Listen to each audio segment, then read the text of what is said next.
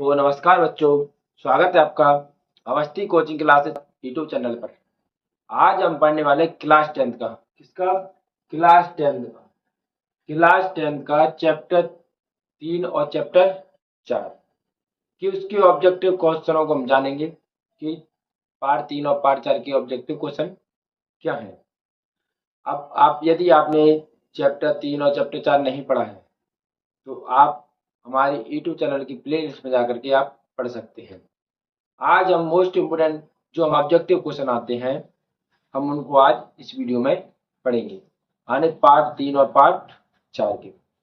यदि आपने पार्ट 1 और पार्ट 2 के मोस्ट इम्पोर्टेंट आने वस्तुनिष्ठ प्रश्न की वीडियो नहीं देखी है तो आप हमारे यूट्यूब चैनल में जाकर के देख सकते हैं, लिंक डिस्क्रिप्शन में दिया हुआ है।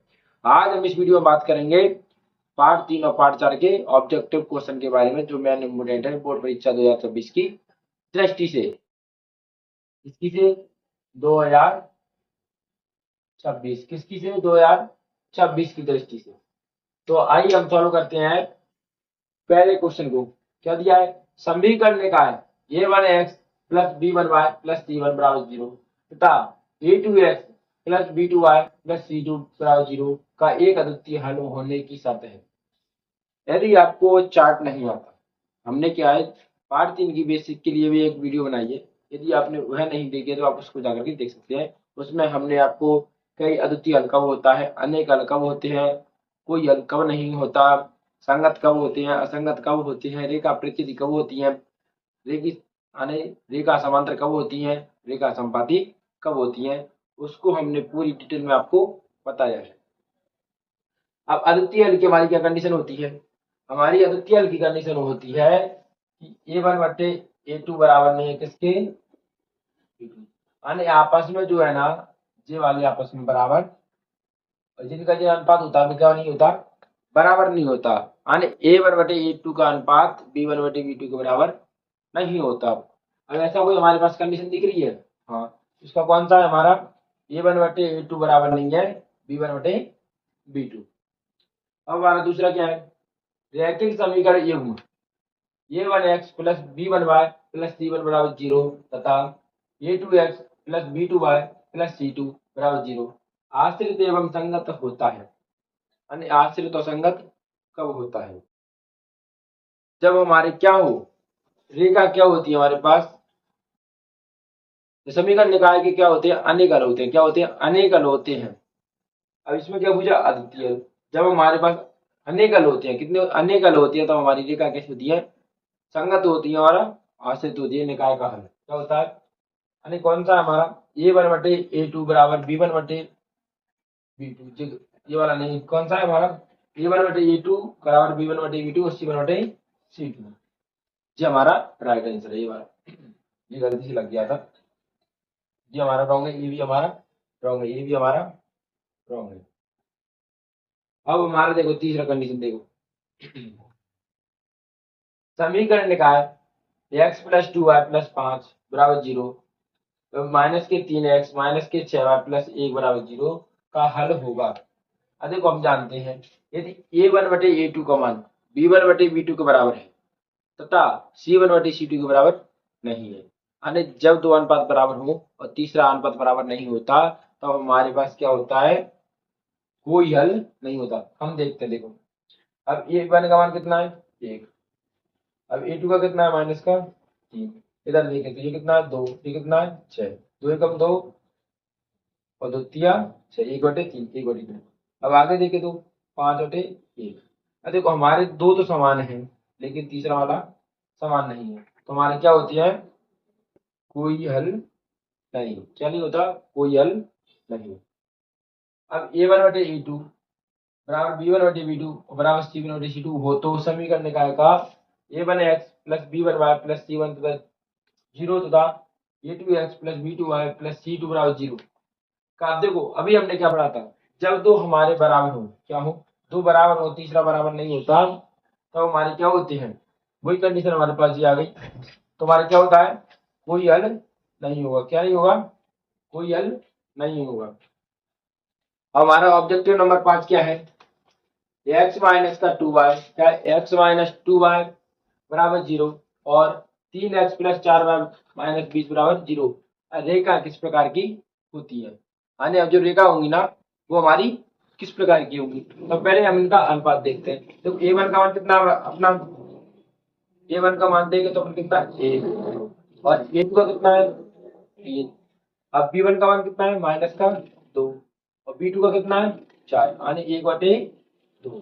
अपन देखते हैं कि a1 का मान a1/a2 का मान b1/b2 के बराबर नहीं है। तो हमारी जो रेखा होती है वो कैसी होती है? प्रतिच्छेदी होती है। क्या होती है? प्रतिच्छेदी होती है। हमारा 4वां क्वेश्चन है, द्विघात समीकरण का मानक रूप क्या होता है? आने हमने क्या पढ़ा था चैप्टर 4 में? हम पढ़ते हैं कि द्विघात समीकरण का मानक रूप क्या होता है। हमारा द्विघात समीकरण का मानक रूप होता है ax² plus bx plus c बराबर 0। अब इसमें कंडीशन क्या है? देखो उसने क्या दिया कंफ्यूज करने के लिए ax² प्लस by क्या दे दिया? by दे दिया। तो हमारा ये क्या होगा? गलत होगा। अब इसमें ax प्लस by। अब देखो जो हमारा होता है ना द्विघात समीकरण वो हमेशा एक चर का होता है। किसका होता है? एक चर का। अब देखो इसमें भी दो चर है तो ये भी रॉन्ग हो गया, इसमें भी दो चर है तो ये वाला भी रॉन्ग हो गया। अब इसमें उसने क्या लगा दिया? माइनस लगा दिया। क्या लगा दिया? माइनस। तो ये भी गलत होगा। हमारा राइट आंसर क्या है? ax² plus bx plus c बराबर 0।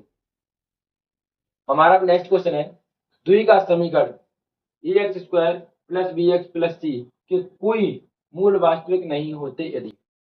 हमने क्या पढ़ा है? यदि डी का मान यानी विविक्तकर का मान यदि 0 के बराबर है तो दो बराबर मूल होते हैं। यदि डी का मान 0 से बड़ा है यानी प्लस में हो तो मूल भिन्न होते हैं। यदि डी का मान माइनस का होता है, किसका? माइनस का, 0 से छोटा, तो हमारे कोई मूल नहीं होते, मूल वास्तविक नहीं होते। देखो ये तो हमारा होता ही नहीं विविक्तकर का। ये वाला जो 0 के बराबर कंडीशन हमारी नहीं होती। किसकी होती है? दो बराबर मूल होंगे जब। और तीसरा क्या है? b² माइनस 4ac बराबर 0 है। जो b² माइनस 4ac का मान क्या बड़ा होना चाहिए। तो कब होता है? जब दो भिन्न मूल हो। तुम्हारा राइट आंसर क्या होगा? b² माइनस 4ac छोटा है किससे? 0 से। अब हमारा 8वां क्वेश्चन क्या है? द्विघात समीकरण x² माइनस 4x प्लस 4 बराबर 0 के विविक्तकर का मान। अब विविक्तकर का फॉर्मूला क्या होता है हमारे पास? b² माइनस का 4ac। b का मान क्या है हमारे पास? 4। 4 का स्क्वायर कितना होगा? 16। 4 का मान कितना हमारे पास? 1। 4 का कितना आ गया? 4 चौके 16 कितना आ गया? 0। तो हमारा कौन सा आंसर सही है? 0 वाला। हमारा लास्ट क्वेश्चन है इसमें, यदि द्विघात समीकरण ax² plus bx plus c बराबर 0 हो का विविक्तकर का मान 0 है तो द्विघात समीकरण के मूल। यदि हमारा विविक्तकर का मान 0 है, क्या है? d का मान 0 आता है तो हमारे क्या होते हैं? मूल बराबर होते हैं, दो मूल बराबर होते हैं। तो कौन सा आंसर चाहिए हमारा? देखो दो भिन्न मूल किसमें होते हैं? जब d का मान किसमें हो? प्लस में। लेकिन वो क्या कह रहा है? d का मान क्या होना चाहिए? विविक्तकर का 0 होना चाहिए। तो देखो ये मूल तो होंगे नहीं कोई, तो क्या है? दो बराबर मूल वास्तविक मूल होंगे। क्या है हमारा? दो बराबर मूल वास्तविक होंगे। आई आपको ऑब्जेक्टिव समझ में आए होंगे। यदि ऑब्जेक्टिव समझ में आए तो हम आपके लिए भी अब आगे बढ़ते हम खाली स्थान एक वाक्य के प्रश्नों को हल करते हैं। तो आइए बच्चे हम करते हैं हमारे सेकंड क्वेश्चन में क्या हमारे खाली स्थान है। खाली स्थानों को हम स्टार्ट करते हैं। क्या है हमारा पहले? समीकरण x प्लस वाई बराबर 5 में यदि x का मान 3 है तो y का मान क्या होगा? अब यहाँ पर अपन x का मान रखे थे, कितना है? 3। और इसका हम क्या करेंगे अब? पश्चांतर। तो 5 माइनस 3 तो y का मान कितना आ जाएगा? 2। तुम्हारे खाली स्थान में क्या आएगा? 2। हमारा दूसरा क्या है? यदि रेखा समांतर है तो समीकरण युग्म का क्या होगा? हल। क्या होगा? कोई हल नहीं होगा, कोई हल नहीं होता है। क्या है? कोई हल नहीं होता है। जब हमारी रेखा समांतर होती है ना समीकरण का कोई हल नहीं होता। यदि रेखा समपाती होती है, हमारा तीसरा क्या है? यदि रेखा समपाती होती है तो निकाय के अनेक हल होते हैं। कितने होते हैं? अनेक हल होते हैं। चौथा क्या है? द्विघात समीकरण ax² plus bx plus c बराबर 0 को हल करने के लिए हेतु द्विघाती सूत्र। आने हम द्विघाती सूत्र को क्या कहते हैं, श्रीधराचार्य भी सूत्र भी कहते हैं। तो हमारा क्या होता है श्रीधराचार्य सूत्र, एक्स बराबर माइनस बी प्लस माइनस का रूट में बी स्क्वायर माइनस 4ac बराबर 2a। इसको हम क्या बोलते हैं, द्विघाती सूत्र के साथ साथ हम इसको श्रीधराचार्य सूत्र भी कहते हैं।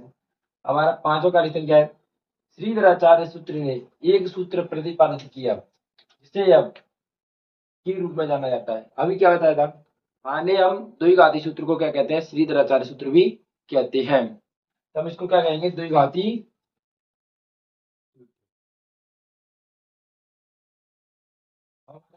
लास्ट क्या है, किसी द्विघात समीकरण के अधिक से अधिक कितने मूल हो सकते हैं। क्या हम जानते हैं कि रैखिक समीकरण होता है उसका कितना एक होता है, और द्विघात समीकरण कितने होते हैं दो, और त्रिघात के कितने होते हैं तीन मूल होते हैं। कितने होते हैं तीन, तो हमारे कितने हो जाएंगे दो। आने द्विघात समीकरण के अधिक से अधिक दो मूल हो सकते हैं। कितने हो सकते हैं, दो मूल हो सकते हैं। अब हमारे कार्यस्थान समाप्त होते हैं। अब करते हैं एक वाक्य, क्या है, द्विघात समीकरण ax² plus bx plus c के लिए विभक्त का सूत्र लिखिए। हमारा विभक्त का सूत्र क्या होता है, d बराबर b² माइनस के 4ac। इसे क्या बोलते हैं, विभक्त का सूत्र। विभक्त का सूत्र हमारा क्या है, चर y में द्विघात समीकरण का मानक रूप लिखिए।